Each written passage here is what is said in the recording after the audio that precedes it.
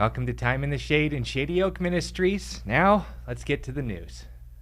Box office returns have not been kind to Aquaman 2.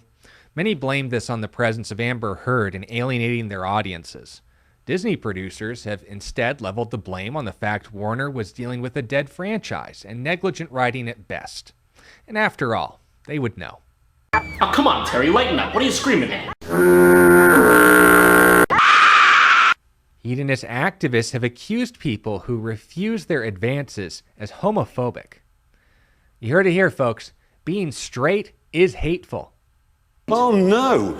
Anyway. Following their efforts to strike terror into the hearts of non-believers through the murder of infants, women, and civilians, Hamas saw support given to them by Western news agencies and universities and realized there's just no getting through to them. Doesn't anyone notice this? I feel like I'm taking crazy pills! Nick Fuentes has gathered a large following who have expressed a desire to distinguish themselves with fresh new uniforms. When deciding on a color for their coats, they elected for some shade of brown. No. In the UK news blog, The Express, Hamas terrorists have been described as worse than ISIS. But there is hope. They both seem to read the same books. Holy jamolies. Following Israeli counterattacks on Gaza, the world stands in shock at the photographs of the victims.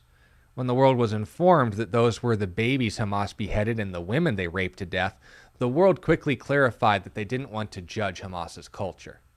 I'm gonna be sick! In Arabic culture, the greatest man in history has actually turned out not to be who he seemed to be.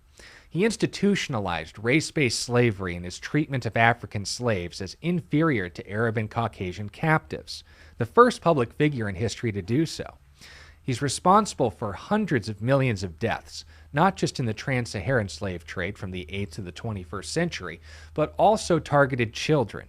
He married a 6-year-old after fantasizing about his best friend's daughter, consummated the marriage when she was 9, and beat her repeatedly throughout the time she eventually reached adolescence.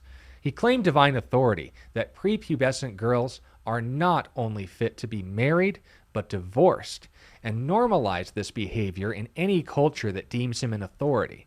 He personally beheaded hundreds of Hebrews in a single day for the crime of agreeing to a treaty that he violated, tortured men for money by lighting them on fire and serving as the role model of Hamas and ISIS, making it a religious duty for people to oppress women, hate Jews, and even seek the total domination of the world through terror. I mean, this guy was a real jerk. I know nothing. I see nothing. And that will be all. Thank you all for joining us. Good night and God bless.